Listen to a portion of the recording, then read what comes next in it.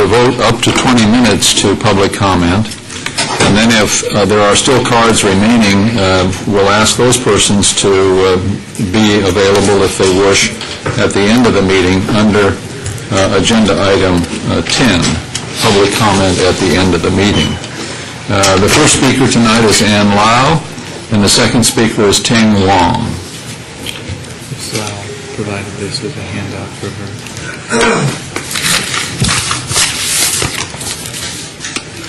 Mayor and council members, I want to first congratulate the City of Pasadena for a most successful celebration of the 60th anniversary of the signing of the Universal Declaration of Human Rights this past Wednesday, December 10, 2008.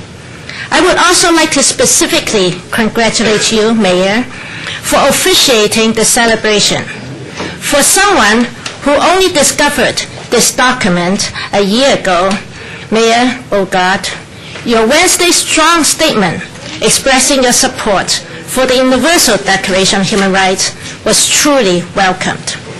I am especially pleased about your praise of the works done by Jane Olson, Chair of Human Rights Watch, after her speech as keynote speaker of the evening. As the City of Pasadena and the world was preparing to celebrate the 60th anniversary of the signing of the Universal Declaration of Human Rights, Liu Xiaobao, one of China's most prominent human rights activists, was arrested in his home in Beijing. His telephone and internet lines were cut, and his personal papers, books, and computers were seized. Liu Xiaobao is one of the signers of a document called Charter 08, which was released to the world last week, December 10, 2008. Charter 08 was based on Charter 77, a human rights manifesto, which challenged Soviet rule and was originally signed by about 200 writers and intellectuals in Czechoslovakia in 1977. One of the signers of Charter 77 was playwright Václav Havel, who later became the first president of democratic Czechoslovakia after the 1989 Velvet Revolution. Charter 08 reiterated many of the rights as set forth in the Universal Declaration of Human Rights. It calls for democratic reform in China, and it calls for change in 19 areas, including a new constitution, an independent judiciary, freedom of assembly, election of public officials, and stronger guarantees for personal freedoms. It expresses a sense of urgency for the future and destiny of China. That document was signed by more than 300 Chinese intellectuals and human rights activists in China, including lawyers, journalists, dissidents, artists, and rural leaders from every corner of the country. 15 seconds, ma'am. Liu Xiaobao is also suspected by the government as the initiator of the document. Visual Artists Guild calls for the immediate release of Liu Xiaobao. And I also respectfully ask you, Mayor Bogart, and members of the Pasadena City Council to make a statement in support of Liu Xiaobao's right to freedom of speech as expressed by the Universal Declaration of Human Rights. As Jane Olson, keynote speaker of Wednesday's celebration, had so clearly demonstrated by her actions, it is not enough to just speak words in support of human rights, but we must also act on our words as well.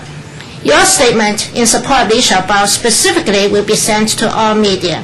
Such a statement will certainly help toward the release of Liu. And I thank you for your consideration in this most worthwhile effort. If you have any questions, I would be happy to answer. Thank you, ma'am. Thank you. We turn to Ms. Wong, or Ting Wong. Mr. Wong.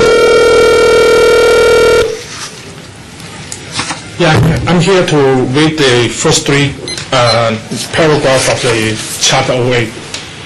Okay, first forward. 100 years have passed since the writing of China's first constitution. 2008 also marks the 60th anniversary of the promulgation of the Universal Declaration of Human Rights. The the 13th anniversary of the appearance of democracy were in Beijing, and the 10th of China's signing the International Covenant on Civil and Political Rights. We are approaching the 20th anniversary of the 1989 Tiananmen Square massacre of pro-democracy student protesters. The Chinese people, who have endured human rights disasters and uncountable struggles across these same years, now include many who see clearly that freedom, equality, and human rights are universal values of humankind, and that democracy and constitutional government are the fundamental framework for protecting these values. By departing from these values, the Chinese government's approaching modernization has proven disastrous. It has stripped people of their rights, destroyed their dignity, and corrupt normal human intercourse. So we ask, where is China headed in the 21st century?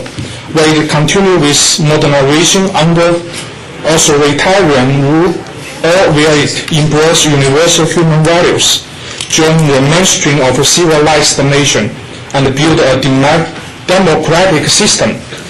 There can be no avoiding these questions.